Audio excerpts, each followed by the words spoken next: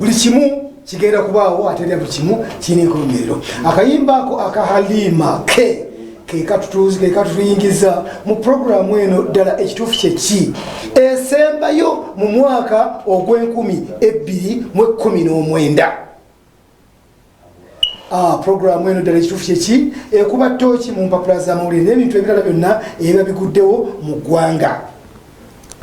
Nga bulijjo amanya ndi omwana w'abataliiwo ababiri, Kanyike Henry Mayanja, bawa abakyala abeddira engo era mwanyina w'abalungi ennyo abeddira emmamba muze ABS TV. Ku mulundi guno olwaliro programu yaffe eno tujja kubaamu n'ebitundu bibiri byokka. Ng'ekitundu ekisooka tujja kutunuulira ebibadde kwegamba abazanyi ba firimu naddala ab'ebina Uganda batandika wali ajja yalina ekirooto kye nga kyakuwandiika firimu era kye kyasuubiramu ebintu bituukiridde bulungi. Ekituufu kyeki ye oba nedda. Mu kitundu ekyokubiri tuyina munnamawulire aganoonyereza omwami Kwezi Robinson ajja n'ekitundu kye ekisembayo ekigaddala ekituufu kyeki ku ttaka lya Dr. Kasasa erikaanirwa Dr. Kasasa n'omulangira David Wasajja. Kati ng'eyo nga tetunnatuukayo bannenkulisa nnyo mwenna abayise mu nnaku enkulu. Mukama ye bali kuzibayisaamu nga tofunye lubale tolwadde okwegamba olwiseemu mu ssanyu. Abalwaliddemu bambi kibi nnyo, abafuniddemu ebisago kibi. Mukama Katonda ebyo byonna tewali kyaleeta nga tekyetegekeddwa. Mwe abaziiseemu abalwiseemu bulungi Katonda yeebale. Era mbaagaliza n'omwaka omujja muguyingire na ssanyu, omukadde muguleke emabega. Eno programu ey'olwokutaano luno lwe lusembayo mu mwaka gw'2019 olwo tulusiibudde. Kati nze bwe nva wano mba nnyingira okudda wano nga ndi mwaka mupya ate nga nange ndi mupya. Olwaleero nga bulijjo lwe lwakutaano wantu bena okusaba overnight weekuli bulungi nnyo n'enkya service manya ne ku Sunday service ejja kubaayo. Ate ng'ennaku z'omwezi 31 ennaku z'omwezi 31 ekibanyi kiggojjaggwa n'amenvu wano ekawaala nga omusumba yiga atuyisa mu mwaka mu kusaba okw'okutuyisa mu mwaka. Ffenna tujja kuba wano abakozi ba APS bonna okuva kwani okutuuka kwani waggulu bonna bajja kuba mu kusaba okw'okuyita mu mwaka ng'ennaku z'omwezi 31. Bannaffe bajja kujja nabo tusabe wamu nabo. Kali nammwe mwenna abali eyo mujje ng'ennaku z'omwezi 31 tusabeko ffenna tuyite mu mwaka tuyingire omupya nga ffenna tuli balongoofu nga byonna bibadde mukaze bizeeyo eri oyo eyabisindika. Mikwano gyange nnyo kojja wange Naggalama Lawrence Obulega nkutumiddeko nnyo nintumira abaana bange mwenna mwebale byonna bye ku Christmas. Ab'emikwano mukyala mwogezi Dazaamu muwala wange Zaamu mwogezi wa Dazaamu Film Production ew'obulenzi nkwebaza nnyo. Nentumirako mukwano gwange Musa atunda obumonde Kaleerwe.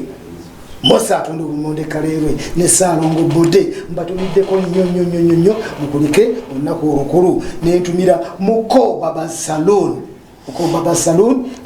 byonna Mukama yamanyi nkwagaliza oyingira omwaka omupya ng'oli mulungi nnyo. Kakati ndi wano n'omwami ono y'omu ku ba veterans ba firimu z'ebinna Uganda. Bebamu kubatandikira ddala okukola firimu ez'ebinna Uganda. Omwami ono akoze firimu nyingi nnyo.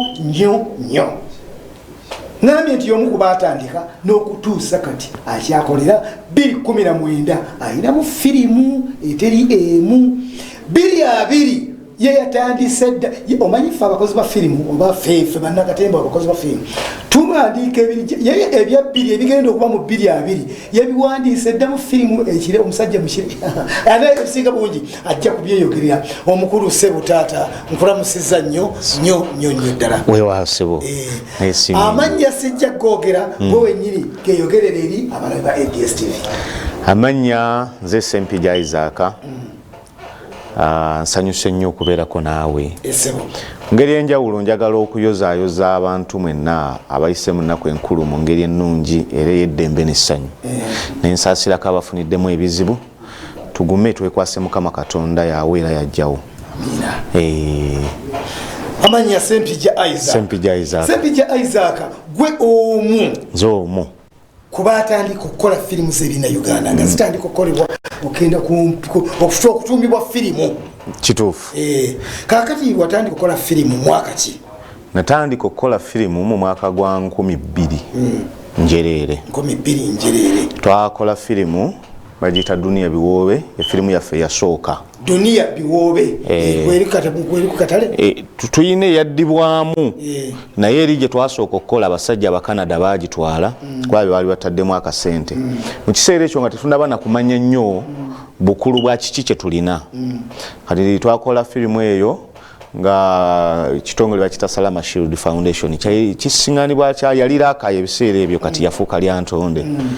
Professor Dennis yateekamu akasente ne tugikola mwaka gwa 2004 neeragibwa ku TV y'eggwanga erya Canada. Naddamu okuddamu okwambala ebyokulwanyisa ebigenda okukola mwaka gwa 2005 nenkola firimu gye bayita Ekisabutwa. Kati katale kweri. Akati naawo ngenda okujja ng'ojjeeko eri eyaffe etaalabwa nnyo mu Uganda naye nga twagikola erabibwa ennyo e Canada. Ngenda okujjanga ku katale kuliko firimu 5. Kabenje mu ssomero, abakyala baagala ki, mukazi muka Ssebo, zaaliko 5 mu biseera ebyo. Akati awo nange wenyirira nenteekako Ekisabutwa. Ekirungi ebukole bwaffe omulungi tumaze okukola endagaano n'omukulu ono. Tumaze okukola endagaano n'omukulu ono Isaac Sempija. Tukoze naye endagaano nti firimu ze zonna ezo nga bwozudde zoogerwako zijja kuba ziragibwa wano ku lutimbe lwa ABS Television. Zonna nga bwazoogeddeko zijja kulagibwa wano ku lutimbe lwa ABS.